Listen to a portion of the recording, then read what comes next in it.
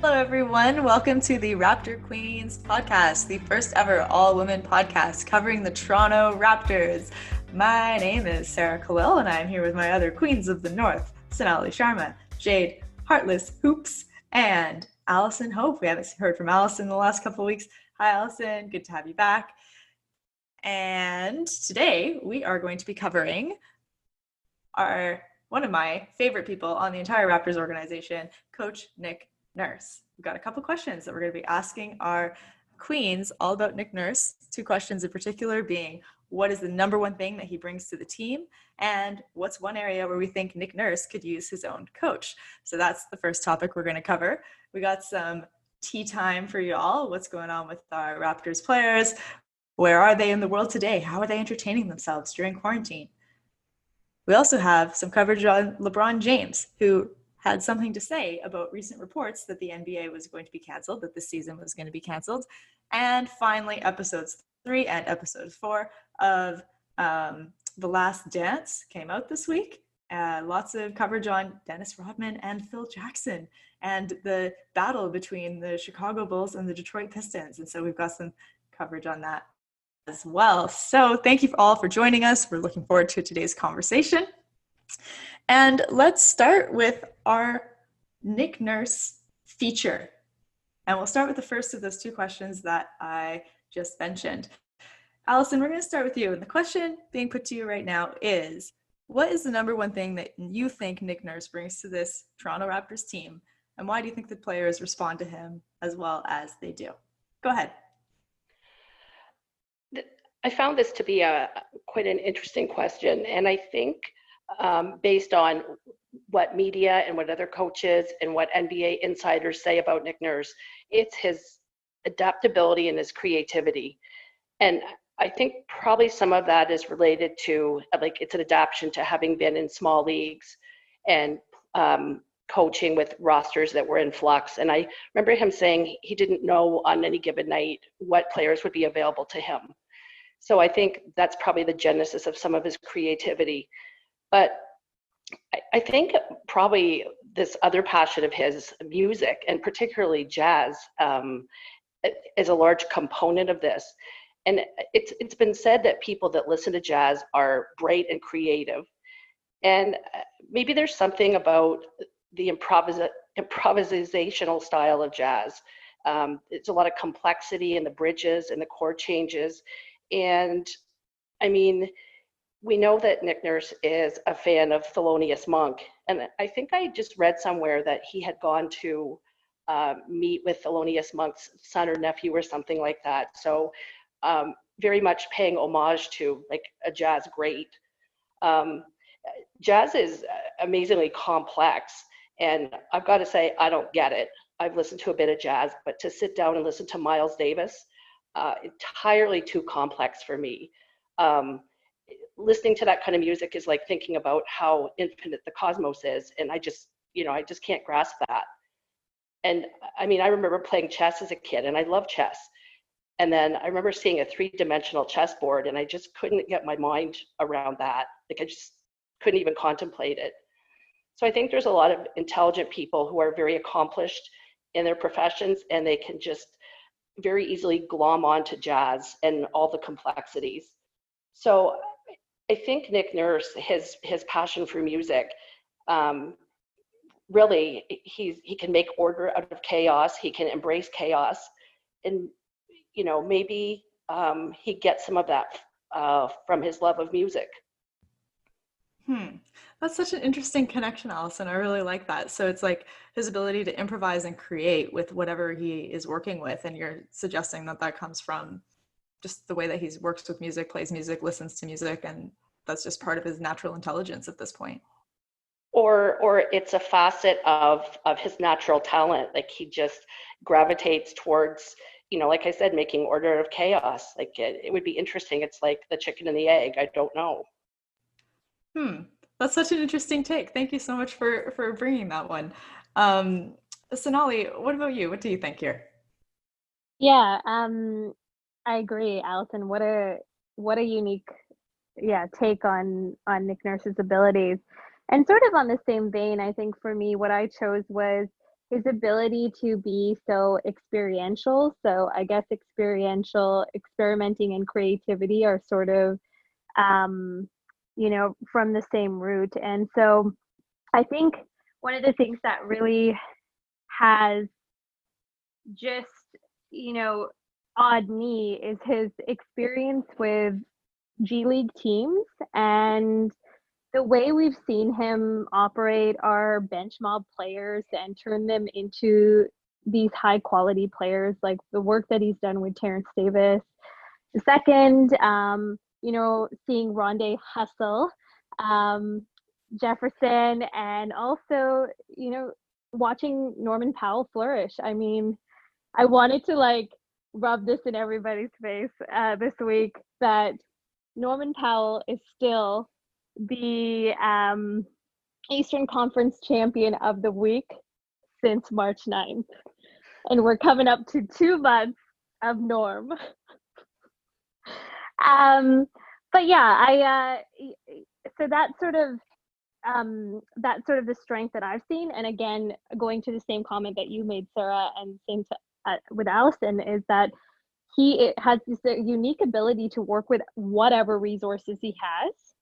And that's phenomenal. I mean, he's got this experience. I think the experience that he got with working with the Vipers and that sort of being a testing lab for the Houston Rockets, that experience has been invaluable. I mean, we've seen him pretty much change or modernize the Raps offense from what it was with Dwayne Casey. And I think that's a huge accomplishment. And so I think the players respond to this just by, I think he's got this chill vibe. And I think when you're working with somebody who truly believes in you and, sees your potential,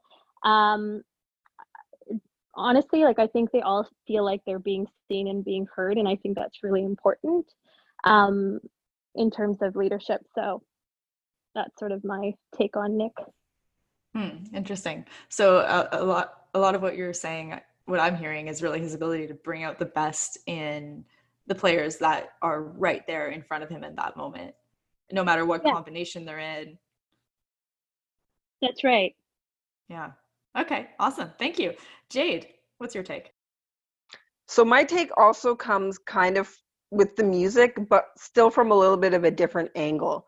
So I know we're going to talk about The Last Dance a little bit later, but watching the episodes this week and seeing some of the things Phil Jackson did instantly made me think of Nick Nurse, because I said from the first season, Nick Nurse has potential to be an all-time great NBA coach.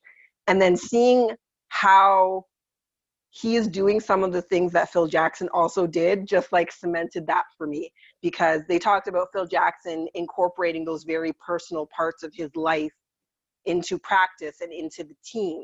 And Nick Nurse is doing that with music with the Raptors as well. It's part of their practices.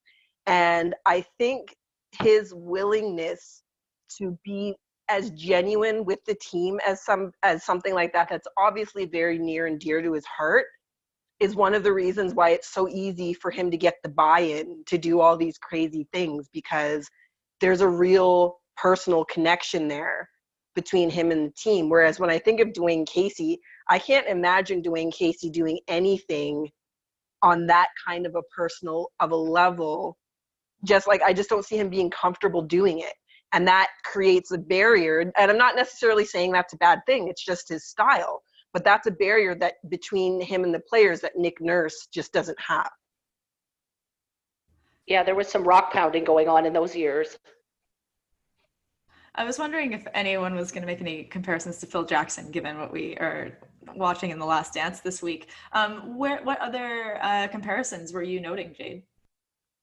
The other one was the fact that they talked about how Phil Jackson got Dennis Rodman in a way that made him feel seen, like Sonali was saying. I think Nick Nurse has that same kind of thing where it's not here's the team and the team has to work. But Nick Nurse, I think, really acknowledges and appreciates and expresses his appreciation for each individual part of the team.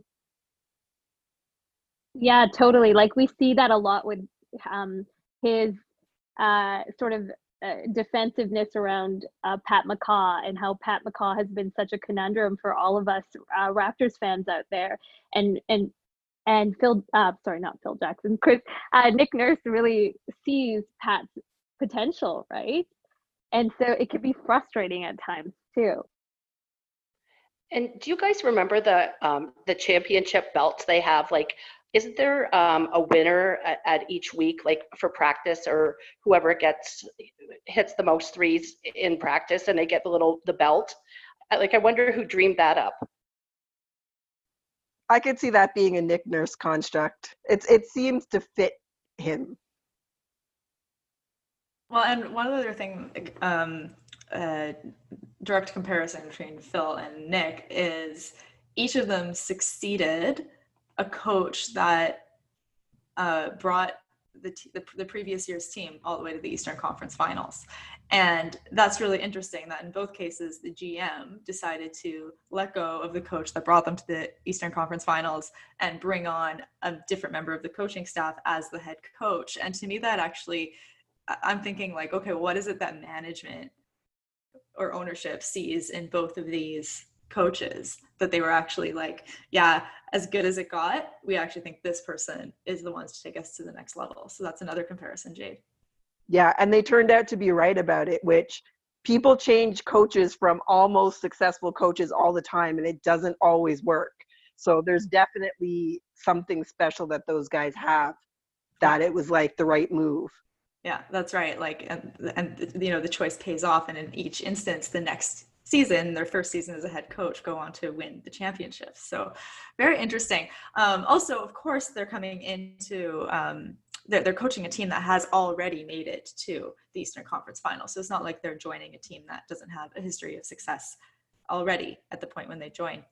For me, the thing that really stands out about Nick Nurse can basically be summed up in this one quote that was released this week.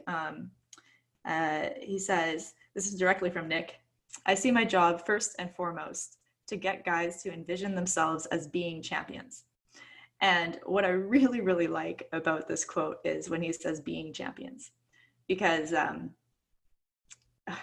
to me, I think there's a lot of power in the verb to be. You know, when we say like, oh, Michael Jordan is competitive. Okay, well, if someone is competitive, they don't have to try to go do competitive things.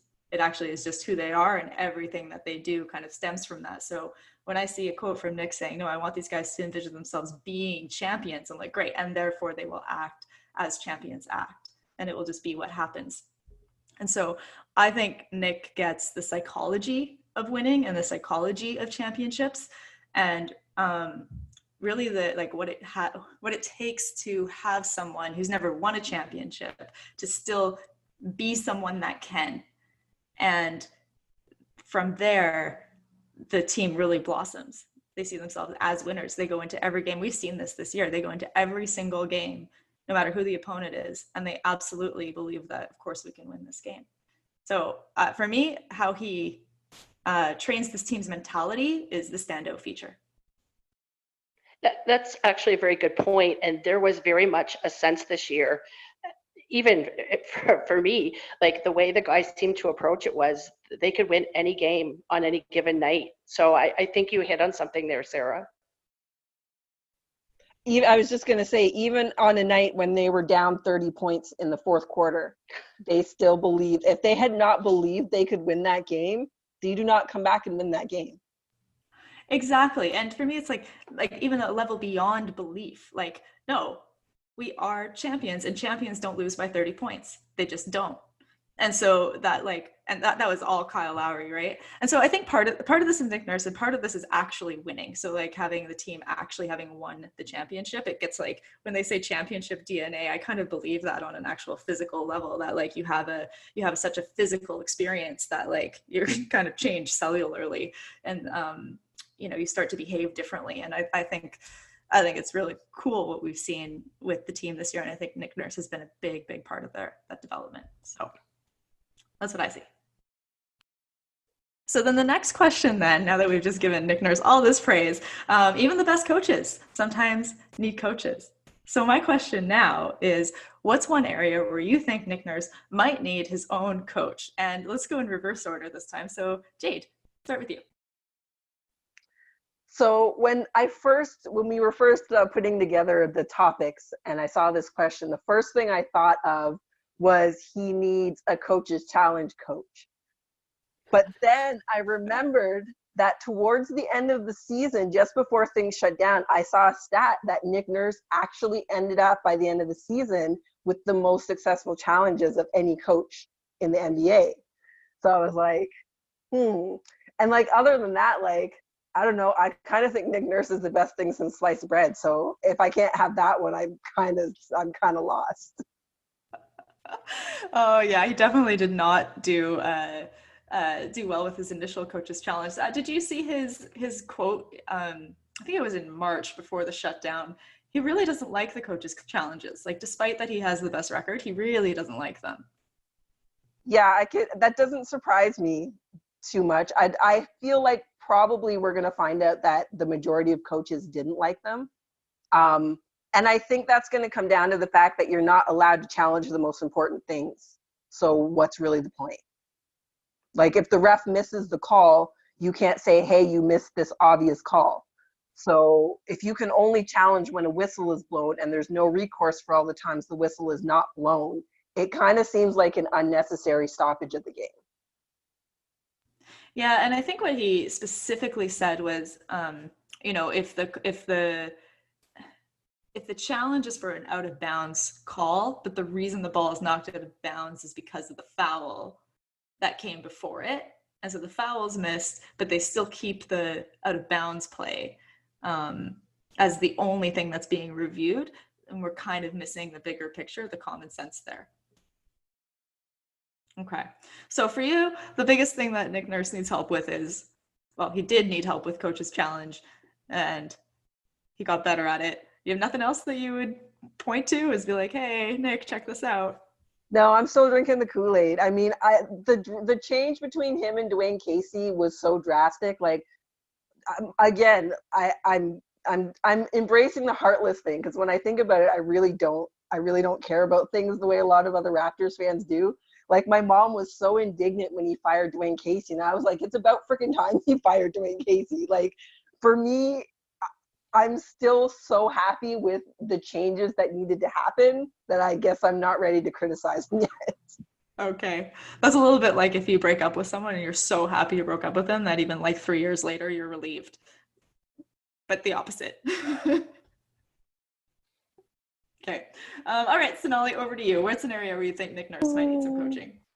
Yeah, I mean, similar to Jade, I definitely have drank the Kool-Aid. It was really tough for me to like sit there and find out areas where he potentially needed his own coach. But then I kind of looked at the refs, their standings in terms of turnovers and assists, and I think maybe that's something that coaching would help in terms of what Nick Nurse is doing.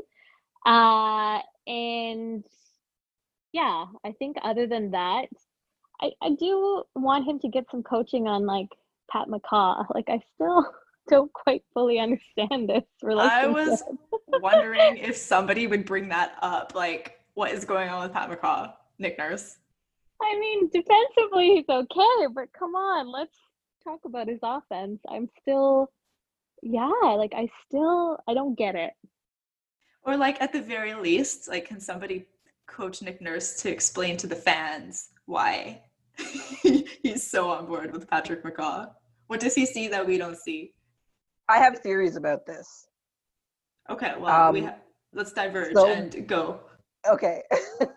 I think one of the things that I think it's easy to forget as Raptors fans is that Patrick McCaw is getting way more minutes than he would if we were healthy. Way more minutes than he would if we had had injuries every single day of the freaking season. So that's part of it. And the other part of it is, again, Nick Nurse wants to have as many pieces available as he can. So I think to me that means if I can give McCaw a few minutes and hopefully get him to do what I believe he can do, that's better for the team overall. And we know that Nick Nurse is willing to take risks. So I think it's a combination of those two things, is what he sees that we don't see, which, I mean, I think he's a basketball genius, so I'm willing to give him some rope on that. But also the fact that we saw way more minutes from Patrick McCaw than we should, realistically.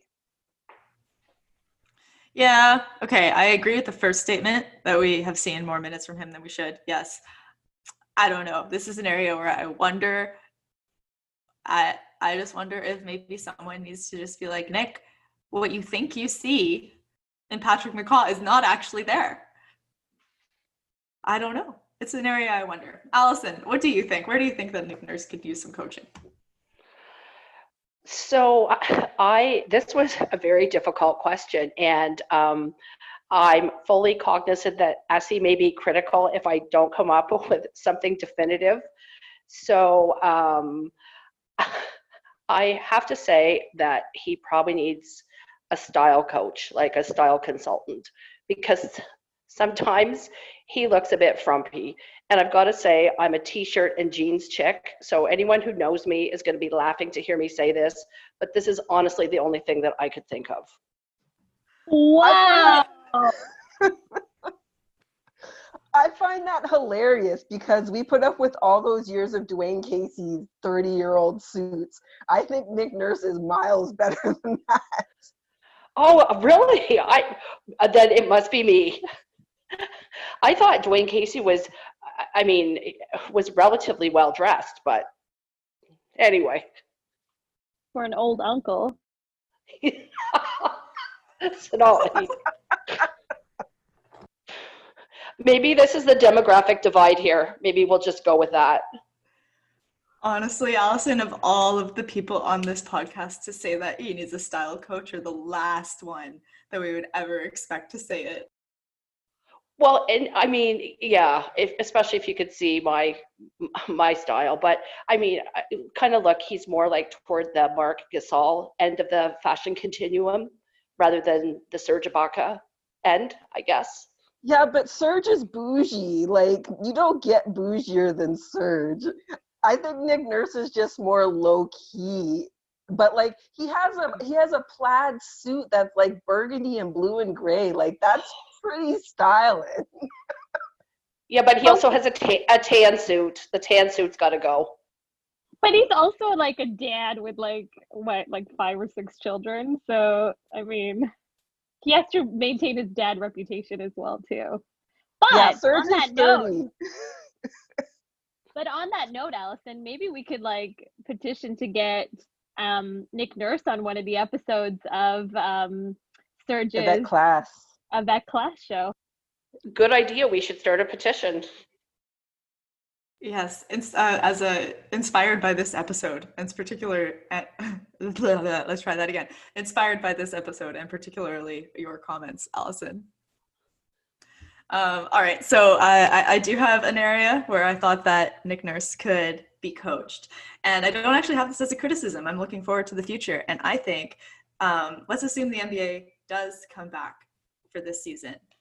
I think that Nick Nurse would benefit greatly from having his own coach about how to coach a team coming back from a break like this. Because when you think about, especially the Raptors team being on such a hot streak and being so mentally there for the entire season, and then this break with so much uncertainty, how do you get your team back? I don't even know if back is possible. You know what I mean? Like it won't be the same. You can't create the sameness that there was before. So how do you have your team focus? What do you have them focus on? How do you deal with whatever mental scatteredness has been a part of your team during this break and actually still have them on a path towards a championship? Especially when there's things like, oh man, this season's a write-off. Anyway, like there's a whole bunch of background conversations that might be going on in players' heads. Maybe this is a write-off. Even if we win, it doesn't really matter. Nobody's really going to think of it as, it's always going to have an asterisk next to him. You don't know what your team will do with this. And so as a head coach, I think being able to deal with that would be a huge challenge. And so any kind of support Nick Nurse could get to coach that would be invaluable. Excellent idea. I wonder if our guys would need that as much from their coach though. Like I think some teams would need it, but I feel like the personalities on our team, they're going to come back kind of ready anyways, kind of like that championship DNA you talked about. I don't think this break is going to be enough to put them off too much. Okay, well then even looking at next year then, like do you have players coming back thinking, man, I was really robbed of a chance to do this? And like just like bitterness or disappointment. Like I don't know. I just think that no matter what your situation is, whatever team it is that's coming back, there's just like a new challenge that was completely unforeseen that you need to deal with as the head coach. Okay, well, it appears that I have rendered you all speechless with my brilliant analysis about what Nick Nurse needs. And so we will now move on to our next segment. And Sonali, I'm going to turn it over to you for some Raptors tea time. So tea time, lots of things happening in the social media, Twitter, Instagram, TikTok universe. One notably this week was Charles Barkley's list of his top favorite NBA players. And there was a lot of talk in the Twitterverse that Charles didn't include Kobe or LeBron in that. So, I mean, obviously at number one, MJ was number one on his list. And then he had people like Oscar Robertson, Bill Russell, Wilt Chamberlain, Kareem Abdul-Jabbar, but he didn't give mention to LeBron and Kobe. So people felt that was a bit of a slight. So a little bit of interesting gossip there. And then, there's a lot of tweets out there for those of you interested in what the players are thinking about The Last Dance. I know we're going to talk about this soon, but one of the cute little responses that Serge Ibaka had posted earlier this week was just sort of giving a nod to Dennis Rodman's infamous Vegas vacation. He said, "When everything gets back to normal, I think I'm going to ask Coach Nick Nurse for time off to go to Paris Fashion Week. I really need that time to keep my focus. Hashtag Last Dance, hashtag Rodman." It's a cute little Serge nod off. I'm not sure if Serge is our Dennis Rodman, but that's so on point for Serge. So that's really cute. Great. Yeah, and I don't know if any of you ladies had a chance to see Bobby Webster was live on Twitter today answering fan mail on being the GM of the Raptors, and so I caught a few of the questions, but I'm curious to go back and listen to everything. So that was pretty neat. I don't know, Allison, did you? I did, yeah. Yeah, I saw the one about where he identified, someone sent in a question about the culture and what was the culture of the team. That was a pretty fascinating glimpse into the inner workings of the Raptors. I really enjoyed those little vignettes. Yeah, absolutely. So if you haven't had a chance to check that out, we definitely recommend that. Quick comment. Yeah. Just on your point, Allison, on the culture of the team, and specifically saying winning, I feel like that goes back to like that whole thing I was saying earlier. Like this is just a team of winners, and that's who they want on their team. It's who they want to have around. I love it. Absolutely. And then speaking of winners, Drake's mixtape came out. I know I talked about the Tootsie slide last week, and on two of Drake's songs in the mixtape, the full album should be coming out in the summer. But he does give a nod off to Kawhi in one of his songs called Pain 1993, where he says, "When I shoot my shot, it's Kawhi way, it's going in." And that's a reference to that infamous shot that Kawhi Leonard had against the 76ers. And that basically set the stage for us going into the championship finals. So kind of cool. And also, like all of us, he's also watching The Last Dance, and you can hear that in his other song called Landed, where he says, I'd be in and out of the arena as like I'm Scottie Pippen. So a little hat off to Scottie Pippen, not sure. I'll sort of leave that to everybody to interpret. And then another really cute video. Everybody knows how much I love Chris Boucher, and Chris Boucher was on an Instagram live with I forget who, but he had very, very nice words for our beloved Kyle Lowry, and he said, Kyle brings the dog out of everybody. And it was just really sweet to see him fanboying on Kyle Lowry. And our favorite hype boy, O'Shea Brissett, I had no idea, but his brother just got drafted into the Toronto Argonauts, I think.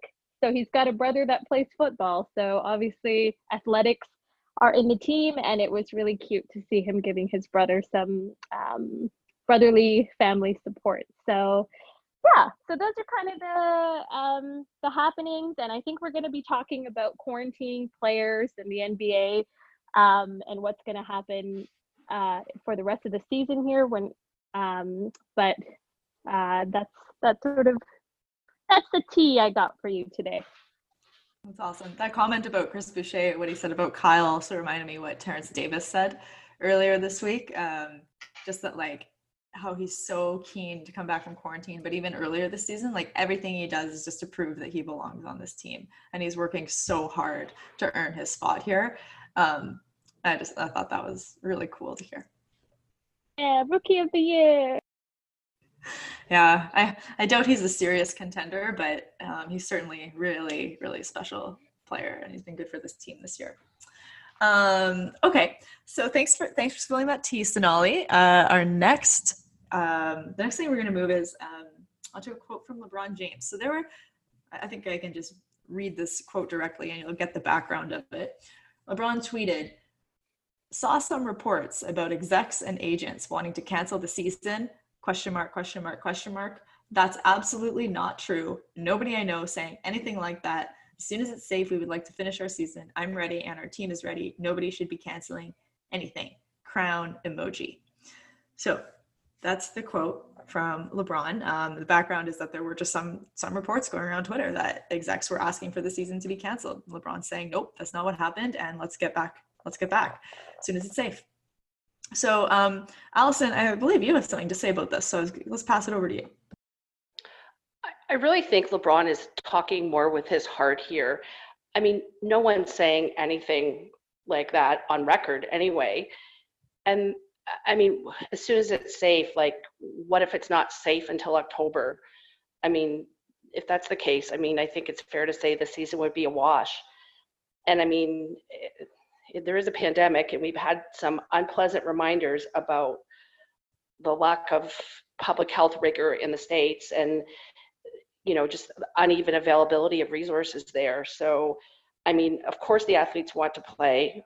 Of course the media wants to produce content, and the owners want revenue, and the fans want, to watch the game they love. But, there's a bigger reality here. So I think, and I can't blame him for talking from his heart, but I think that's where this is coming from.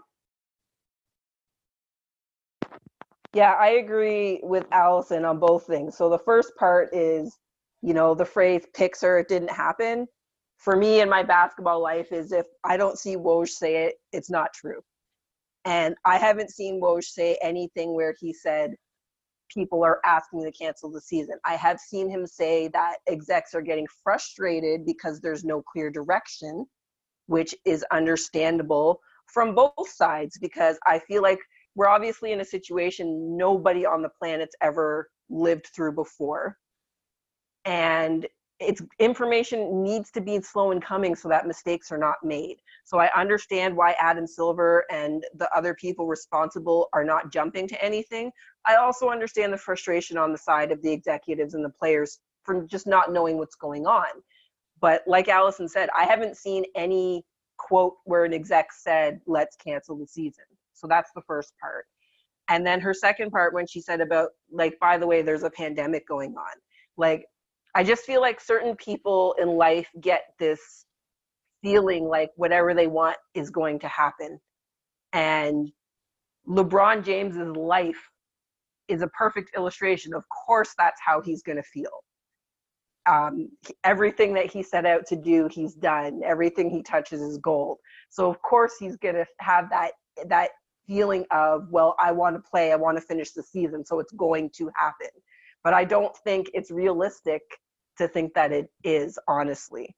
Like, I feel like if they don't get started in the next 2 to 3 weeks, unless they're going to push out the beginning of the season, and even if they push out the beginning of the season to December, I don't think it's realistic to think that this season is going to finish. And it wouldn't be the first time. There have been times when seasons have not finished because of wars or other global things. So I feel like if he was being realistic from an intellectual standpoint, it needs to be okay if the season doesn't finish. Yeah. Okay. Sonali, any thoughts? Yeah, I mean, I think I have to agree with both Allison and Jade's analysis on the first question of like, who are these executives? Because I haven't seen anything either. But I think it's also like, this is just sort of a testament to how so many people out there are trying to derive meaning out of even just like bits and pieces of news that come out. And, you know, one classic example that I've been seeing, like the only thing I've seen from the execs is this whole sort of proposition or this proposal that MGM has proposed, where it said, you know, you can have the final, you can have the playoffs in Nevada and Vegas, and then sort of quarantining the players away from their families. And I think the execs were pretty clear that they're not interested in quarantining team players from families, and just the level of testing that would be involved with something like that. It would just, we're not sure it's manageable even. But yeah, I think this year has been a pretty devastating year, especially for the Lakers.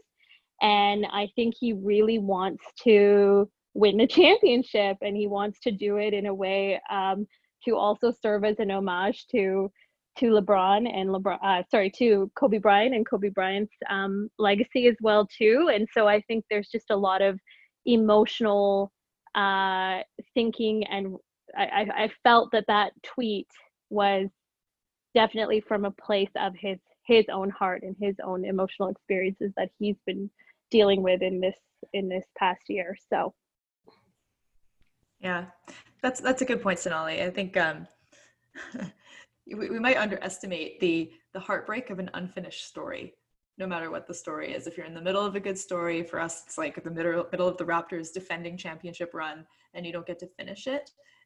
Like, as a human being, most of us want to actually complete story arcs, and this is just just interrupted and unfinished, and it feels that way. And then, yeah. Okay, so thanks for your comments on that. We're now going to move into the last bit here, and we are going to talk about episodes 3 and 4 of The Last Dance. And I know Jade has just been itching to tell us her thoughts on this, and I don't even know exactly where you're going to start, Jade. So why don't you just pick the topic that is the most juicy to you from these episodes 3 and 4, and take us away. Okay, so I grew up on the Pistons. So this is probably going to include my all-time favorite of anything that happens in the documentary, the fact that this was the Bad Boy Pistons section. And overall, I find it really interesting that Michael Jordan approved the final cut of this documentary, and he still pretty much mostly comes off looking like a bit of a jerk.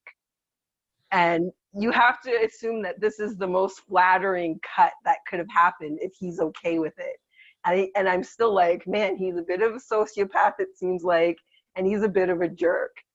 And so I find it interesting that he is so indignant about the way the Bad Boys played the Bulls through that stretch, for a couple of reasons. First of all, because what were they expecting a team that had earned the nickname the Bad Boys to do? Why is everyone's mind blown that they behaved badly? This was what they did. This was what they had already been doing.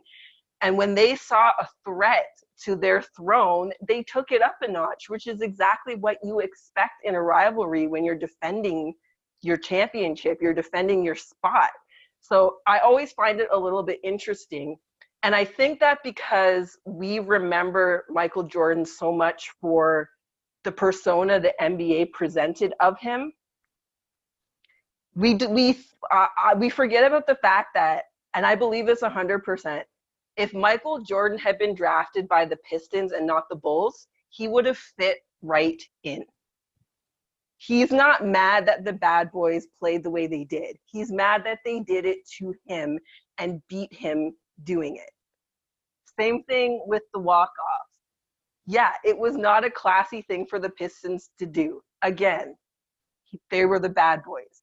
Classiness and bad boys don't generally come in the same package, which is why they're such a problem to date. So why are we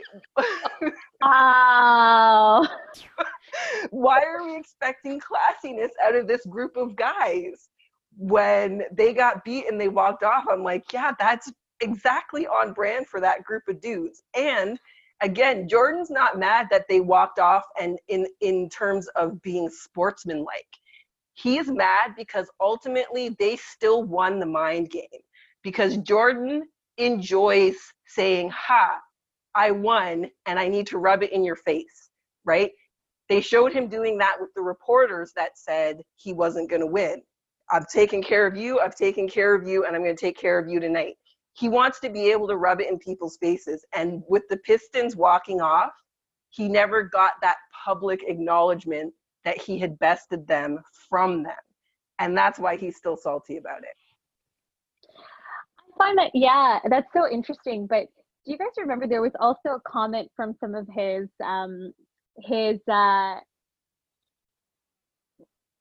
teammates? I don't know why I startled with that word. And, they were saying that the only emotion they ever saw from Michael was just like anger, or it was like being competitive. And it wasn't until the Bulls actually won the championship that anyone had ever seen him cry or express a different type of emotion. And I think that just like, I think it validates what you're saying, Jade. And I kind of agree. And I think in terms of decorum, like, I think what was said was just basically, you don't acknowledge if you lose. You deal with it and you go off you go off the floor. And I'm very curious to think of a world where Michael Jordan had access to Twitter and was tweeting on his own, and what fans would have thought of him if he was in today's NBA world. And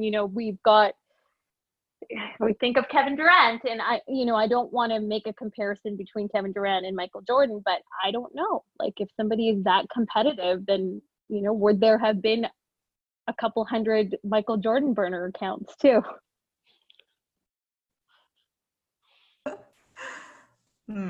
Well, I can see your point, Jade, a little bit, but basically what it sounds like is you're trying to call out Michael Jordan for like a lack of humility in some respects, like for being like, hey, you're kind of just an arrogant jerk who wants to rub it in your face that you've lost.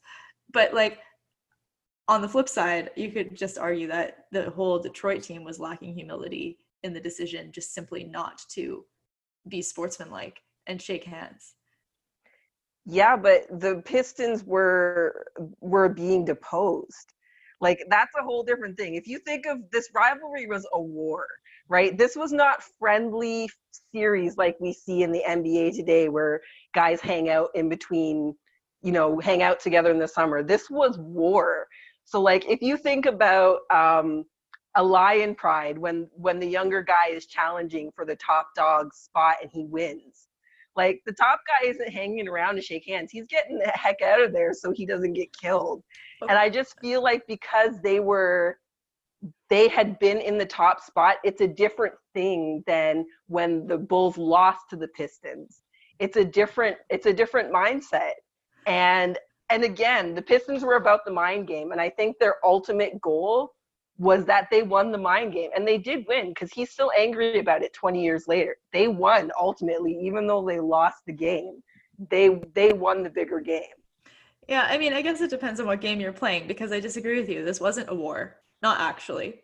And it wasn't a lion pride with a contender, not actually. It's a basketball championship. It's a sport.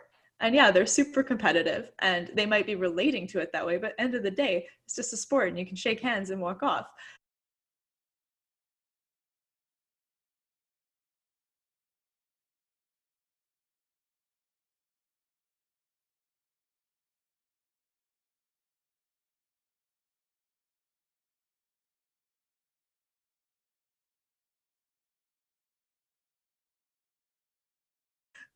So if the game is simply to mess with Michael Jordan 20 years later, and they knew that this would be the thing that did that, then yeah, I guess they won that game. If the game is 20 years later, does the world see you as a classy or sportsman-like basketball team? They did lose that one, in my opinion. But they didn't care about being classy or sportsmanlike at the time. Why do they care 20 years later? They never cared about that. And to your other point, if we're going to say that this was not as important to those guys as a war, then when we go back and we talk about LeBron talking from his heart about missing basketball when there's a global pandemic going on, we can't be okay with LeBron saying we need to play basketball and not be okay with those guys treating it like this is more than a basketball game. I don't think those comparisons track. I think I get the point you're saying, but I think it's completely fair to bring an emotional part of the game and have an emotional connection to the game. I just think that when it comes down to it, you don't think it was an emotional thing why they walked off and wouldn't shake hands? Of course it was, but it was one of those things where like emotion getting the better of an action, I don't know, just getting the better of them and like actually taking over in a way that was really disrespectful. I don't know. My thing is always just that they earned the title, they earned the name. So like, I don't understand why we expected them to be different at the moment they were at their lowest, when they were jerks, when they were at their best. Sure. And that actually does go back to my early point. You act as you are. And so if they are bad boys, then yes, they acted completely in how they acted was completely in accordance with that. So sure, I can concede that point. And maybe they needed a coach like Nick Nurse to see beyond their basketball bad boy status. And maybe if that was in play, then we would have had a better non-walk-off situation. But as you ladies were talking, I had this, so I promised somebody that I would make a reference to Space Jam. So I think this is the perfect place to insert this reference, is that, do you guys think that the Monstar team was based off of the Detroit Pistons bad boys? Well, that's an interesting question. Oh, snap. My co-host on Hardcore Honeys is going to love this because he has a whole bunch of conspiracy theories around Space Jam already. So I promise you guys already made his day whenever I tell him about this conversation. That's a legitimate question, Sonali. Yeah, very interesting. Okay, so my other juicy topic, but I don't know, maybe you guys disagree with me. We kind of touched on it. Dennis Rodman. What did you walk away with? Like, what impression of Dennis Rodman did you walk away with after watching that? Sonali, go. I still love him. I have always been a rebel, and he has been my inspiration throughout my life. I got my nose pierced because Dennis Rodman had his nose pierced. I don't think a lot of people know that about me. No, none of us knew that about you. That is newsflash. Okay. But what a incredibly interesting story of a man who was very straight-laced and then became this incredible defender, and this, his skills are extraordinary, but just the trio, like the three amigos, I think that was what was most interesting to me, was to see the dynamics between MJ, Scottie Pippen, and Dennis Rodman, and how Dennis change the relationships. And kind of what you were saying earlier, Sarah, is that would he have been able to thrive the way he did with the Bulls if he didn't have a coach like Phil Jackson that really allowed him to be who he was, and this bad boy in a different way? And I think Steve Kerr says it so beautifully in one of the scenes where he's like, Dennis had different needs, and like if his needs weren't met, like he didn't say it exactly like this, but like they impacted the team. And so it was really important to make sure Dennis's needs were met. Like, for example, having that weekend trip in Vegas. And I just thought that was really, that was an interesting look at him, because there's just, the later years of Dennis Rodman, like they have been sort of painted with this, like he's sort of a loose cannon, and there's lots of issues with in terms of the things that he did and the allegations, which I'm not going to go into. But it was just fascinating to see how Phil was able to sort of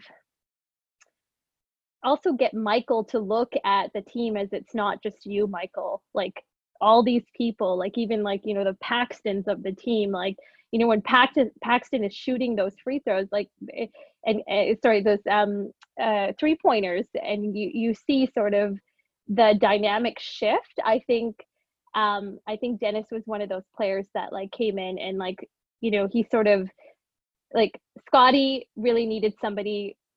He needed MJ's support. He needed somebody to stand by him. And Dennis was there to kind of, I think, allow for that relationship to flourish in a way too. So yeah, it was an interesting dynamic. I think I'm thinking of the relational side of it in terms of Dennis and the other two players that are. Very interesting. Okay, awesome. Jade, do you have any final thoughts on that?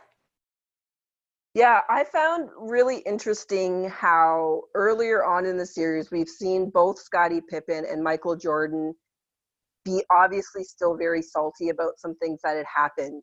But when it comes to Dennis Rodman taking off to Vegas and not coming back when he was supposed to, and having to actually go and get him, they're not angry at him. So I thought that was interesting, because it must say everything about how dedicated he was to basketball when he was there and when he was on the court, because they're mad about other things. There was a different story that Michael Jordan was mad about Dennis Rodman getting thrown out of the game and leaving me by myself, he says. So I found it interesting that they're not upset at all about the disappearance to Las Vegas. So there must have been enough there in terms of their relationship and his commitment to the game and what they realized that he added, that made that just like a funny story instead of one more thing that they're upset about. Sonali, were you going to say something? No, I was just thinking of what that one coach's quote was, like, you can't like do something to a Maverick or. Yeah, well, he said, "Don't put a saddle on a Mustang." Yeah, you don't put a saddle on a Mustang, and I think that was really, that just says it all. Yeah, very interesting. All right, thank you, all of you, both of you, for your takes on Dennis Rodman. And really interesting player for sure. If you haven't been watching The Last Dance, we highly recommend it. It comes out on Canadian Netflix on Mondays. If you're in the States, you can watch it on ESPN. All right, so yeah, thanks for being here, everyone. Another great week of no basketball, or as great as weeks with no basketball can be. We appreciate you all tuning in and continuing to listen. Make sure you follow us on Twitter, Buzzsprout, Apple Podcasts, Google Podcasts, Stitcher, Spotify, YouTube, Instagram, at Raptor Queens. If there's anyone in your life who's just missing the Raptors, make sure you share this podcast with them. And yeah, thanks to you all again for tuning in. Have a wonderful week. Stay Raptor fans. We the North. Woohoo!